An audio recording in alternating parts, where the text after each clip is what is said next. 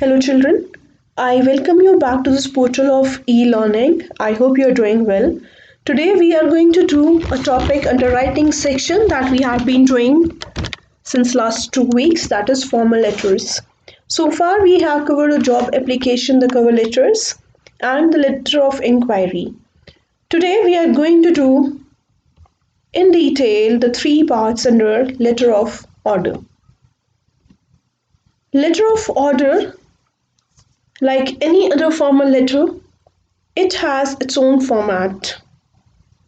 So each letter that we have studied and that we are going to study, they have their own format to follow. So is a letter of placing in order, it has its own. A letter that you need to understand, it is not just a piece of paper or an email. In fact, it is the idea, thought, or a need that one is going to communicate to a person who is not physically present. So, it is very important that all the aspects are covered properly and the thought that a person is going to put it is clear. It can be divided as opening, the table and the closing. If we talk about the format of these letters, that is similar to any other official, the business or the formal letter, with the slight difference. So if we talk about opening, after the address, the two addresses, the date and salutation, followed by subject that we put, we may begin with, "This is with reference to the inquiry letter dated so and so regarding the purchase of," and then you mark it right. Or this is a follow-up of our communication on so and so date and then on such date regarding a bulk purchase of. So then put in the order. Or with reference to the advertisement in the newspaper we wish to place an order for. Or your letter of November 12 has led me to take the decision about purchasing. Then you can mark it in the table. Or our meeting on September 3rd. So it could be the date or last week or last month. So you can make the beginning by writing about via which communication you get to know about it, or your decision to place an order is the follow-up of your telephonic conversation or discussion on which date or last week or a particular day in that case. Then comes the second thing, that is the body or the main content. Herein we divide it in paragraph. The paragraph 1 that we already have talked about. Start the letter with what you have learned about the company and its products. Paragraph number 2 will have the table that include the order number, the item name, item quantity and few other specifications. Paragraph number 3 refer to how, when, where you would like the delivery to be made.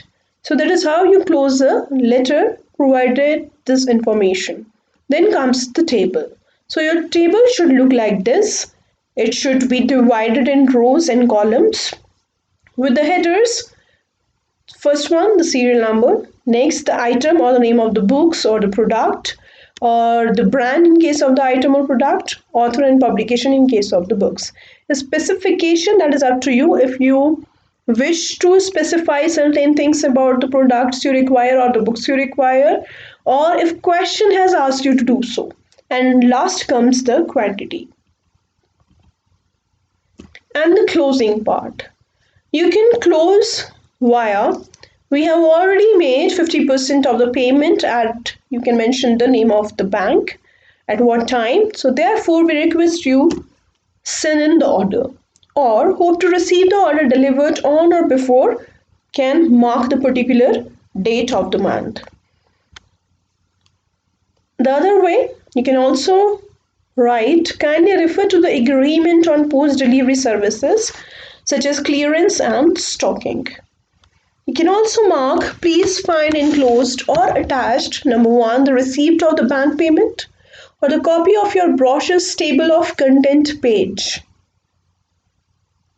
Also, not forget to write the sender's address, the date, the receiver's address, subject and salutation before paragraph 1, and yours truly and the name of the sender at the end.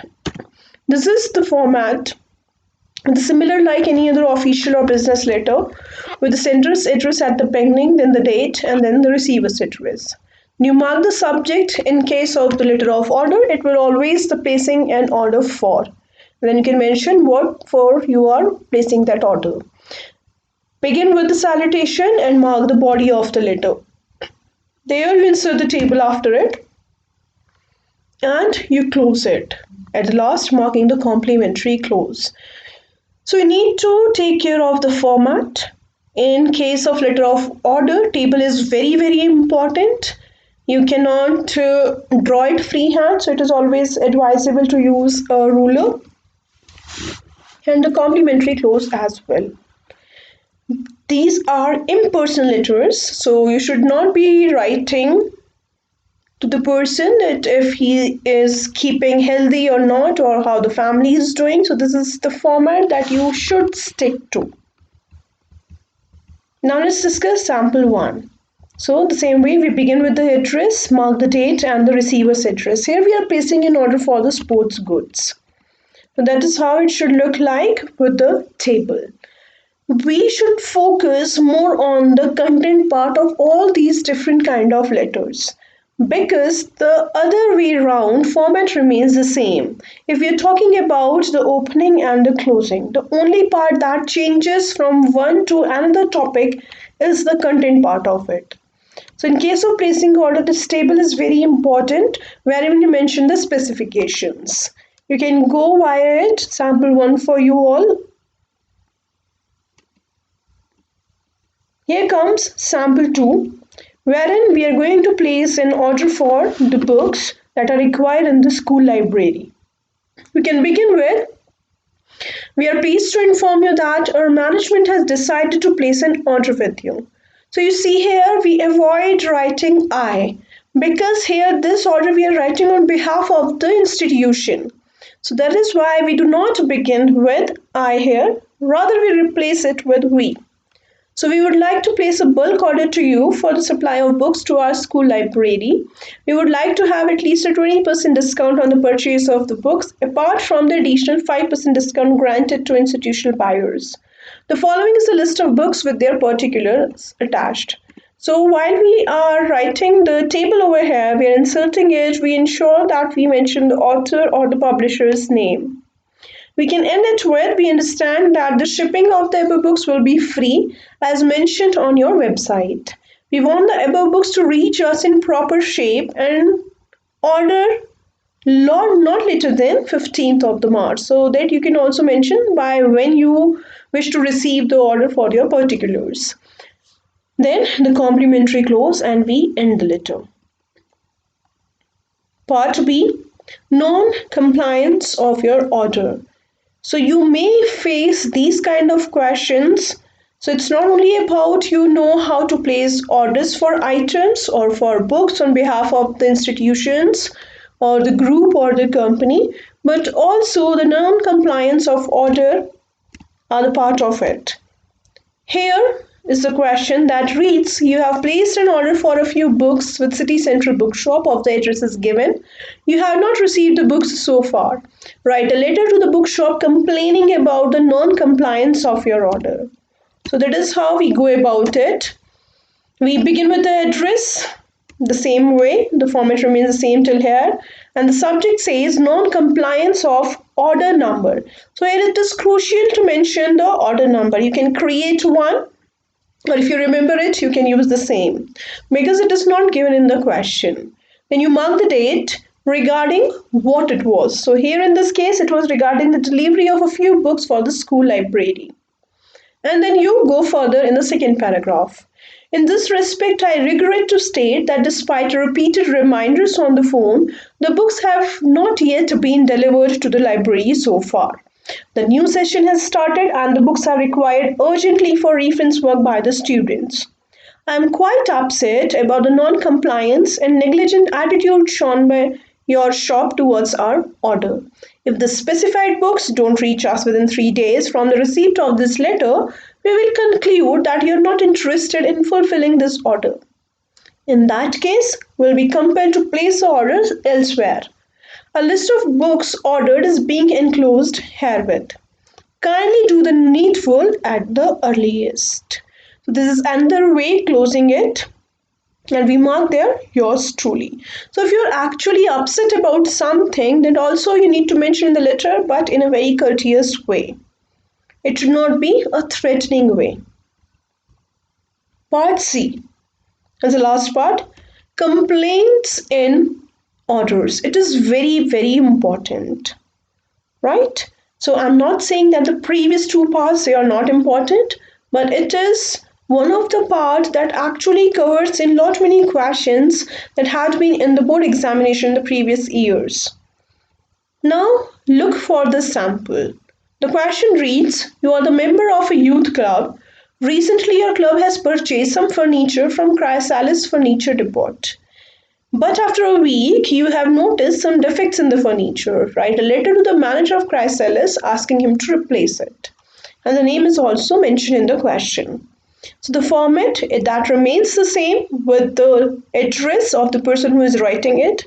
We mark the date, and the subject here in this case would be replacement of defective furniture. Or it could also be complaint about defective furniture. You can begin with, this is with reference to order number so and so. So what was the order about? It was about a sofa set, wooden chairs and table worth rupees 85,000. So this is to bring to your notice that an inspection of the furniture after receipt at club office, certain defects have been noticed. We request you to replace the furniture within a week as the club general meeting is scheduled for the next week. We hope that such mistakes will not occur in future, hoping for an early replacement. Yours truly.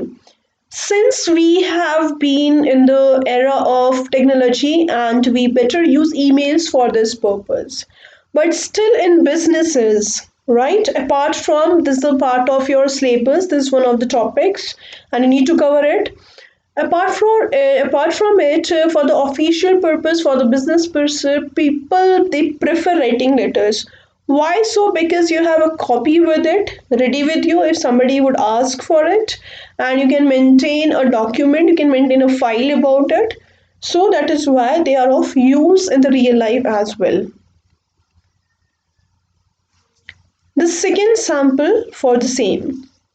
Here we are moving forward to the personal complaints about the products. So here in this question, Kumar Prabhat of Bareilly has purchased a frost-free LG refrigerator from so-and-so store. So after a month of purchase, the freezing section of the refrigerator has failed to function. So here we are going to put a complaint about it and requesting for the replacement. So we begin with the address, that format remains the same, and the subject, the replacement of 265 liters LG refrigerator. We keep it short, concise, crisp.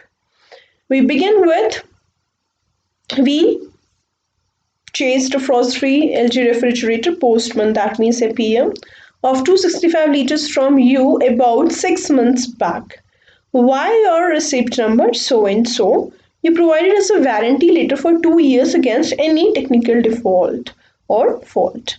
So having used it for about a month, we now find that freezing section of the refrigerator is not working properly. We are unable to get even a single eatable fresh when kept in it. The summer season is in full swing and we are feeling great inconvenience due to our defective refrigerator. Under these circumstances, it is requested that the defective refrigerator may please be replaced at your earliest in order to stop further inconvenience to us.